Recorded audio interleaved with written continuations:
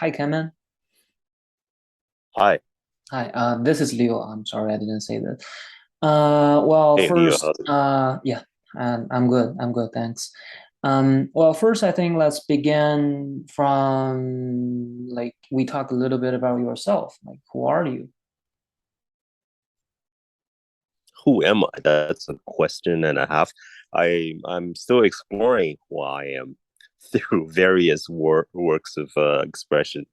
Currently, currently, I'm a person, I guess, standing in my backyard having a smoke. But I guess who I am is redefined every moment. But I don't think that's what you're here to hear about.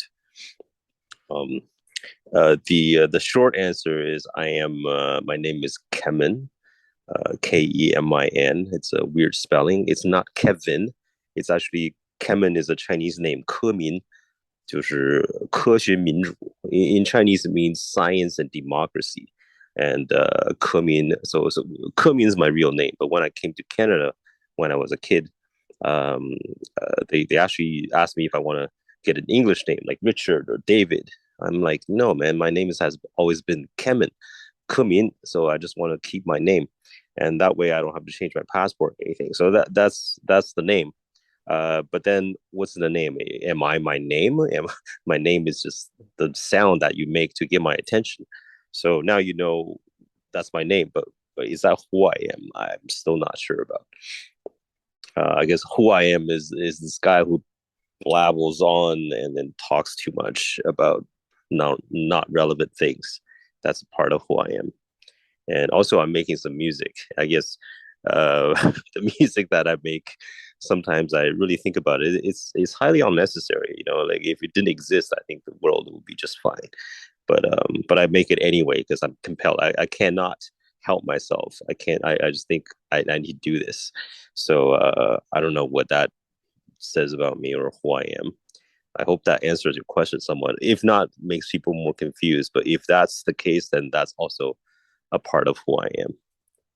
All right. Yeah, yeah, sure. That answers my question. Well, mostly we or our listeners and our music lovers, the buyers of our music NFTs, we know you as a musician, like maybe a master of music.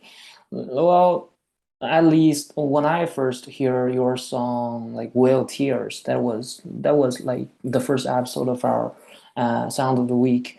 It was quite shocking to me. Like, it's the first time that I hear people combine the voice from animals, whales, to like the music tunes we hear every day.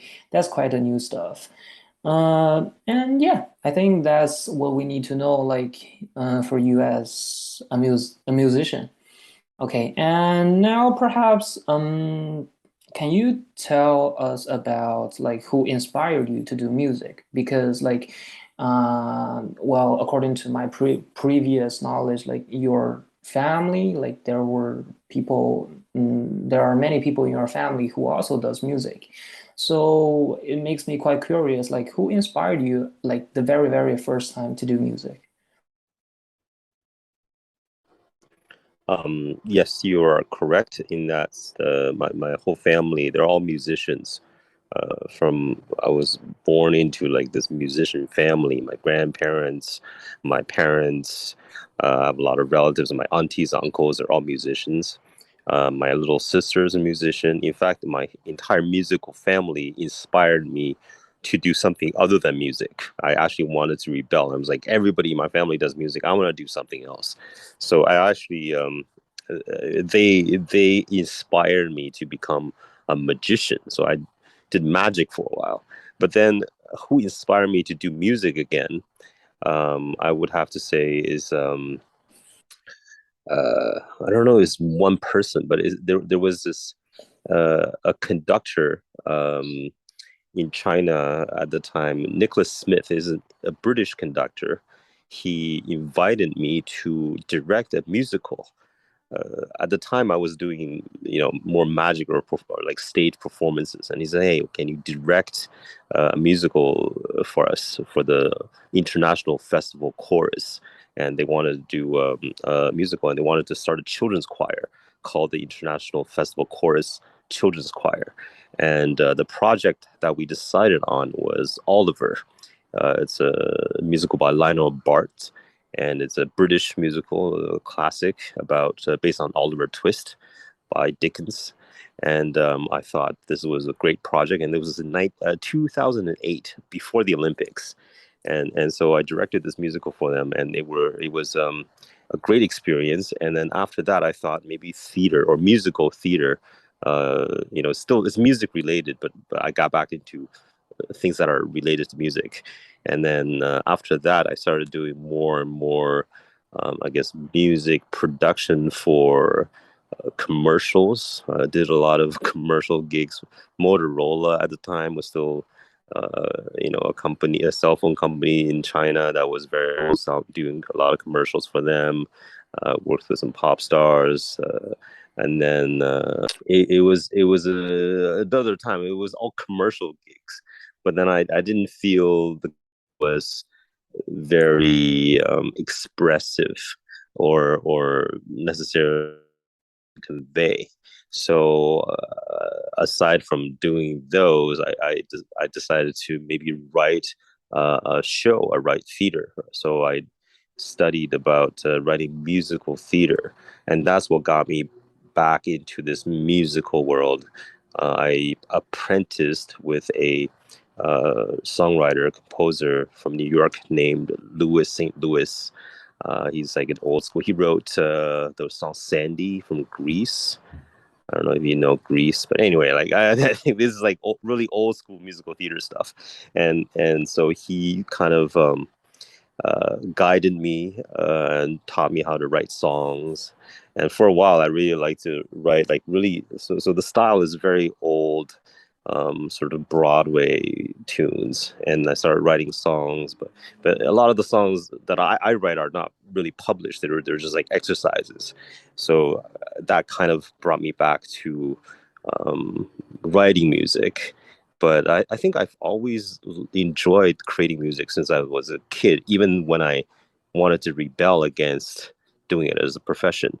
I thought, music is great as a form of expression. It's kind of like something that you want to do, not necessarily something that you have to do. So like the commercial music and then the music, the pure music, the music that you are compelled to write versus the music that there's a deadline and you have to write it because somebody wants you to sell, cell phones or computers. That's a different kind of a gig.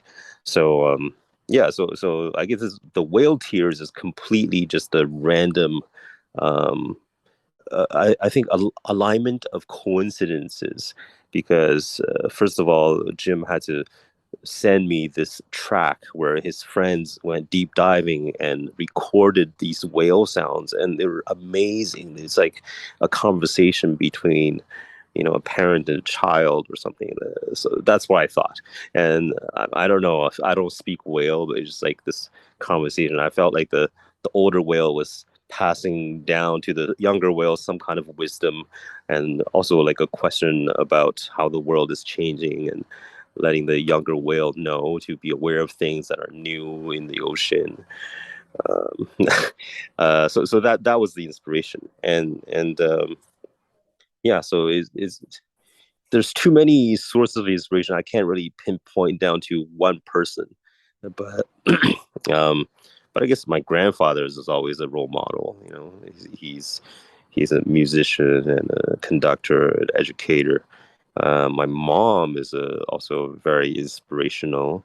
My sister is inspirational. Like everybody around me, every music, Michael Jackson is inspirational. Um, yeah, Leonard Cohen, too many. I don't know, Bob Dylan. They're all great inspirations. Mozart, Beethoven. Um, yeah, there you go. That's another very long answer to your question. All right, thanks. Yeah.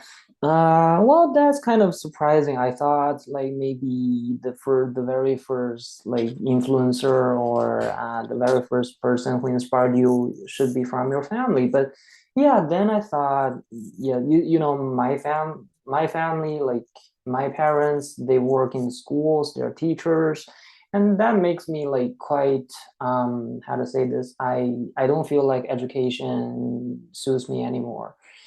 So yeah, that makes sense. Maybe like when everybody else around you, your family work in the music business, you might find it a little bit different than the others. Okay, so all right, now I think maybe you want to say something to the listeners and the music lovers of yours. You know, Whale Tears that was launched like a couple of months ago and is still quite popular. In our Discord channel or Telegram channel. So maybe you want to say something to them, like to your supporters. Oh yeah, thank you for your support. Thank you for listening to it. Um, I hope this vibration brings you inspiration and maybe it will help in your meditation. And hopefully, this sound or these few minutes of sound, these vibrations in the air, can be a conducive effect on your life for greater success and good fortunes and good mood, good spirit, and also maybe deep contemplation about our place, uh, in this grand scheme of things. What is our purpose? What should we be really spending our time and energy doing? How should we communicate that to the other life forms around us? How do we communicate? What can we listen to? What other sounds can we listen to that can be music, or that we could be a part of the orchestration for the grander symphony of the universe? You know, yeah. So that's once again more of a long-winded answer to a rather simple question. I can't help myself. I just keep doing this. I have these run-on sentences. It's a really bad habit. I'm so sorry. It's fine. It's fine. It's good. It's like that's exactly what we want. That we are looking forward to hear. And also, to our music listeners, guys, when you listen to like Whale Tears, uh, make sure you like protect the environment and save our big and cute friends. All right, I think that's all we need to hear.